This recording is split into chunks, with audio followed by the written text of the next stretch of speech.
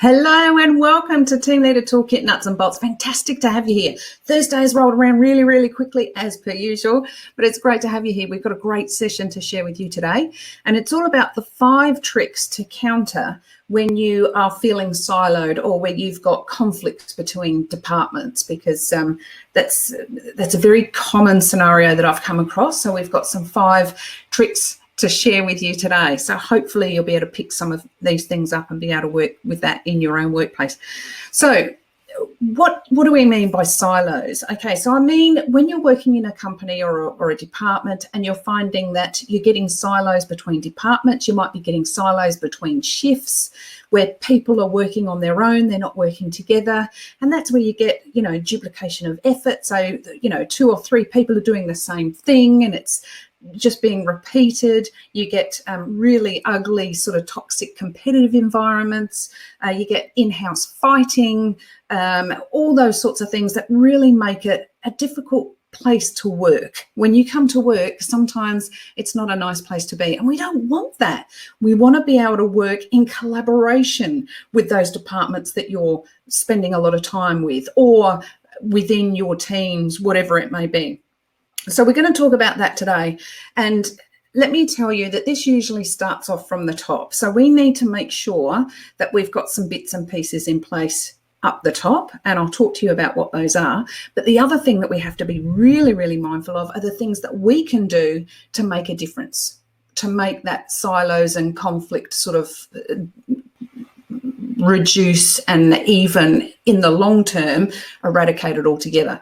So it does trickle down from the top. It doesn't, this silo type competitiveness doesn't happen overnight. It doesn't happen accidentally. It becomes part of your culture, part of the workplace environment that you're working in, which makes it really, really difficult to change. But we can change it. We can make a difference.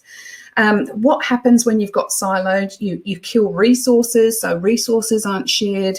You kill productivity, so people can't get on to do their own job because they feel there's barriers or barricades in the way.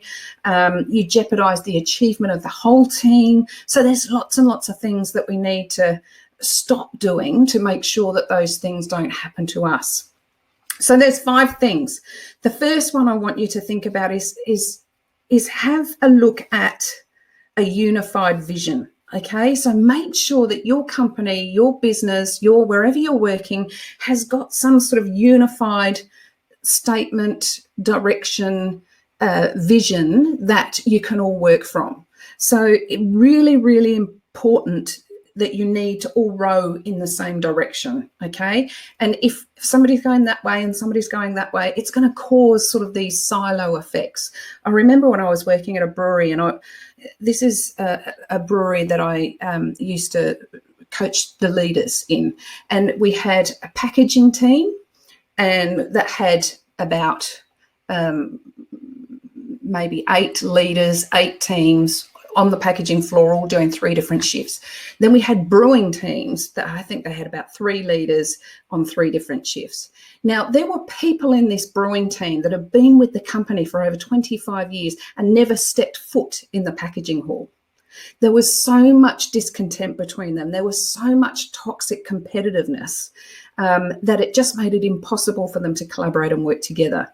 And you can imagine how much that involves with regards to people not wanting to come to work, the conflict that they had within their teams, the toxic competitiveness that I've already talked about, the duplication of effort, people not collaborating, working together. So it was really, really ugly situation. So I had to go in there and try and alleviate that. And I can't do it from the floor up. You've got to do it from the top down.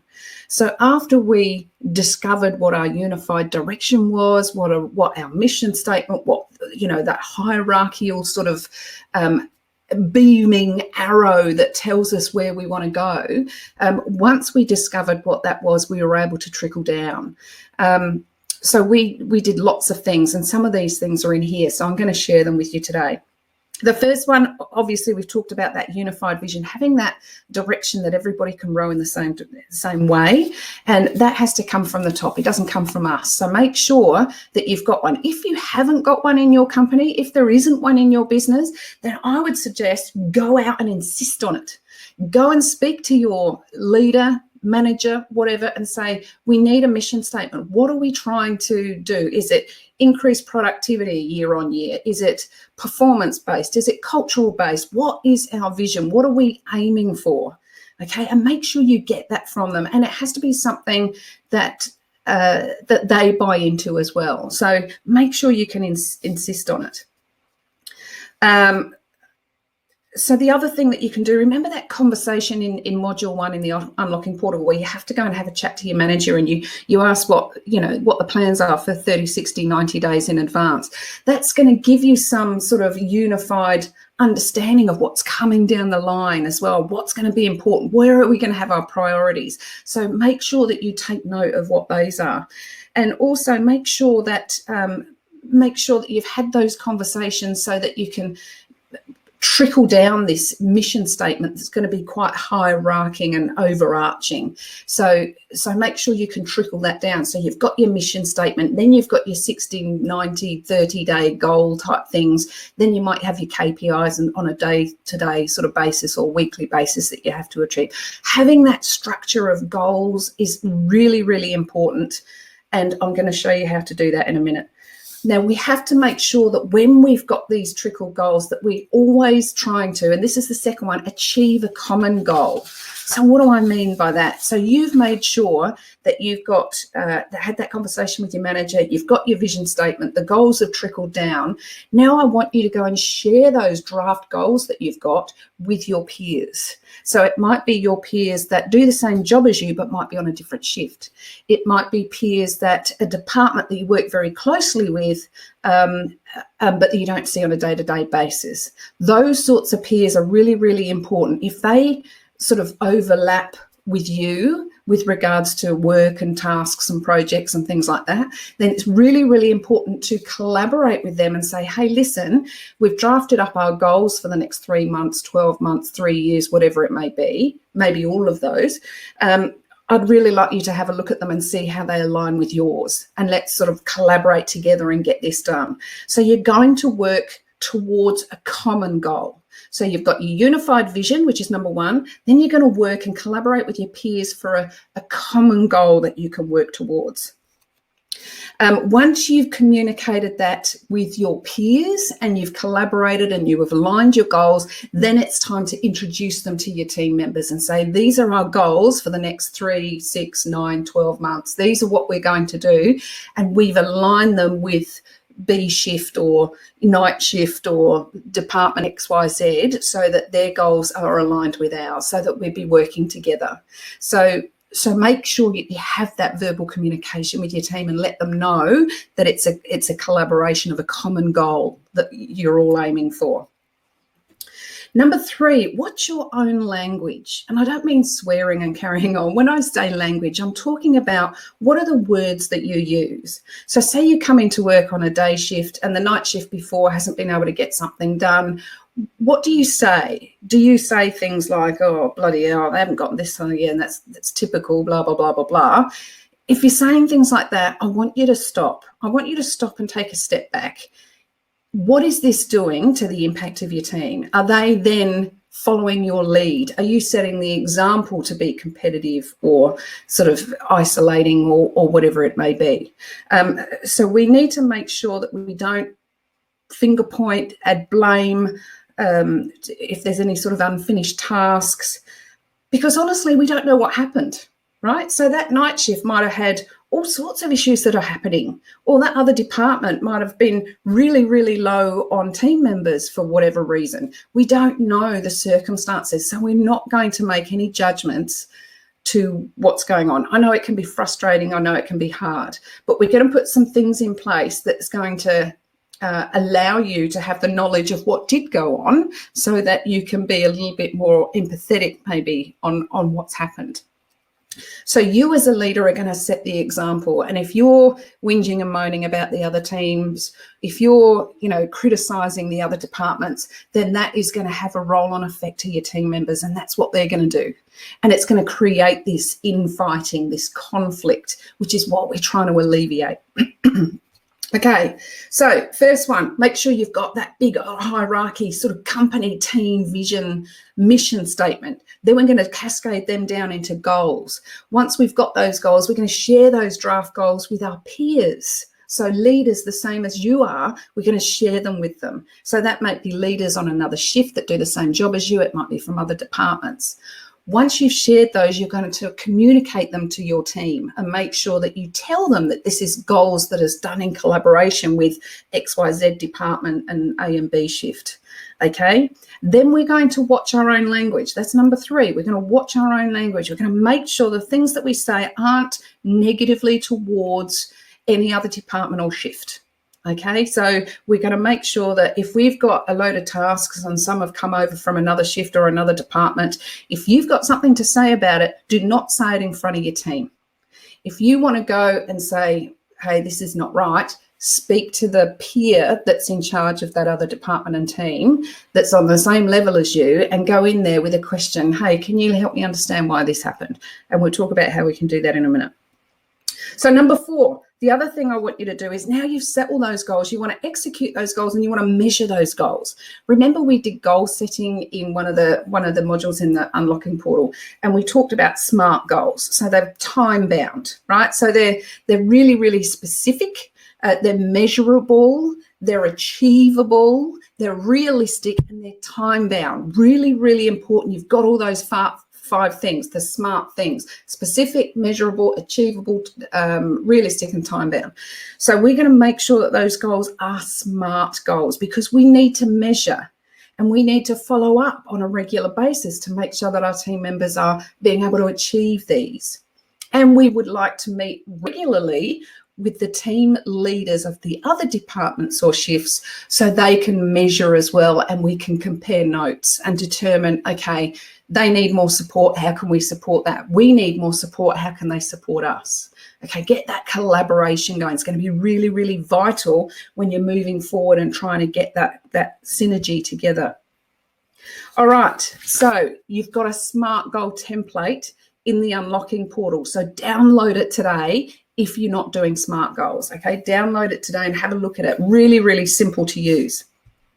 And the 5th and the last thing you've got to think about is, how do you collaborate together in the long term, and how do you get that creativity and innovation going? Because that's what you want. You want to learn new things. We want to work smarter, not harder. Okay, so to maximize that creativity, the collaboration, the knowledge, and all those sorts of things, there's some things that you can do right now to help it. So number 1 is reduce unnecessary long and frequent meetings. Okay, yes, you've got to meet together. It's really, really important to do handovers, but those meetings can take 15 minutes? They don't have to take any more than that. So what I mean by this is, get everybody standing up. If it's a handover meeting, 15 minutes, bang, done. If you start getting into problem solving or getting down rabbit holes, then you have someone that says, hey, we're getting into problem solving. Who needs to solve this problem? Oh, it's John, Sally, and Anne. Okay, John, Sally, and Anne, can you wait after the meeting and you can solve that problem, and we'll carry on with what we've got here. Nip it in the bud, stop it in the bud. Not everybody. You've got 16 people in the room and 3 people have to problem solve. It's wasting 13 people's other time. Okay, so we have to make sure that we utilize the time that we've got meeting with our team really, really well. Utilize that time really, really well. Implement, if you're thinking of implementing some extra training or some extra stuff for your team, collaborate with the other peers and say, hey, we're going to have someone as a guest speaker come in to talk to our team about well-being. Would some of your team members like to be in it? And have that collaboration together, because all of a sudden you're involving everybody, and some of the team members are meeting together and having that face-to-face time, which is really, really important, because sometimes that's hard to get. So if you're doing training or some sort of professional development or anything like that, try and collaborate with the other peers, with your other peers, to determine who can come into that, who's available, who would it be best off for. Okay, so make sure that you do that. Also, we want to encourage constructive feedback from our team members. We want to make sure that, the things that are happening right now, we want to encourage the feedback. How do you think this is going? How are our goals going? And you're going to do that because you're going to have, regular one-on-ones with your team members. So that's a perfect time. But it's also that management by walking around. What do I mean by that? The morning that you come in and you speak to people, you're going to go around and say, how you going, Joe? How you going, Ben? Things good? What's going on? What do you think is best? The old way that we used to do things or the new way, whatever it may be. You're going to do that management by walking around. And it might only take you 20 minutes, but it's going to be really, really important to go around and actually face-to-face talk to people, a simple hello, how's the fam, whatever it may be. That gives you that ability to increase the communication between you and your team, and they'll be more likely to come to you if they've got an innovation idea or a creation. So make sure that you build those relationships up. So we want to work smarter, not harder. We want to stop the duplication of effort. We want to stop the toxic competitiveness that happens when you've got siloed departments or siloed shifts. We need to stop that, but we know that it's not going to happen overnight. We know that it's born by probably culture, but you can make a difference. And when you do make a difference, when you install these sorts of things or start these processes, you're going to find that with a little bit of help from your peers, you're going to create a much happier workplace, not only for you, but all the members that have to be in that workplace. So I'm just going to reiterate, let me turn my page over here, just going to reiterate again what we need to do. Number one, have a unified vision, that overarching high-level team vision. Number two, cascade those down into goals. Make sure you share those draft goals with your peers and make sure it's in a collaboration. So you're working towards an achieved goal. So that will be your second one, working towards a common goal for everybody that, within your department or the departments that you work closely with. Number three, watch your own language. Remember, you are an example. So if you're whinging and moaning about that department or that shift or whatever, that's what your team members are seeing, and you're creating the normal. Then we don't want that. If you've got an issue with someone, go to that leader and go, hey, I'm a bit concerned about this. What happened for task ABC? And then you guys talk it out amongst yourselves. Okay, that's where you are the leader. You don't pass that down. Number four, those goals that you've set down, make sure you measure them and make sure they're SMART goals so that you're regularly meeting with your team members to make sure that it's working, and you're regularly meeting with the people that you collaborated those goals with to make sure that, hey, we need extra support, or do you need extra support? Let's work together on this. And number five, you're going to collaborate together and create and innovate. And you're going to do that by, just watching how long your meetings go for. Let's make them short, sharp, really, really sweet and to the point. We're going to, if you're going to implement any professional development or anything for your team, you're going to collaborate with your peers to see if anyone else wants to join you. And you're going to encourage that constructive feedback by, building those relationships with your team members. So I hope that helps. We want to break down those silos. We want to stop that confrontational sort of conflict that you've got between departments. We don't want to have that anymore. Everybody has a right to come to work and enjoy coming to work. So let's try and work on that. Hope it helped. Don't miss out on next week's It's a Beauty. But until then, if you've got an issue, a concern, a worry, a burning platform, something that you can't solve yourself, write to us here at Ask at Team Leader Toolkit. We'll make a video of it and send it out to you. So I hope that helped for today. Let me know if you need anything more. But until then, I'll see you next Thursday. Bye for now.